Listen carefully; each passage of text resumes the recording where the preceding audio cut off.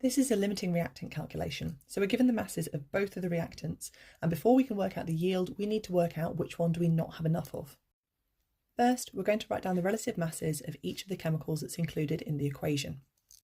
For potassium, it's a relative atomic mass because we're talking about an element. If you're taking GCSE, you'll be using 39, and if you're taking A-level, you'll be using 39.1. Remember, all of these relative masses are always for a single mole, regardless of what's being used in the equation. So my moles of potassium is about 0.3128, or slightly fewer if you're using the A-level number, and my moles of oxygen is 0.08125. If I divide the number of moles by the smallest number of moles, then I'm going to get 3.85.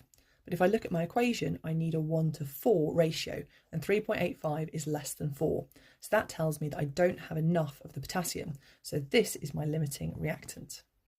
I'm going to use the moles of the limiting reactant together with my coefficients from the equation to work out my moles of my product, which here is 0.1564, which gives me an answer of 14.7, and even if you're using the A-level numbers, it still rounds to 14.7.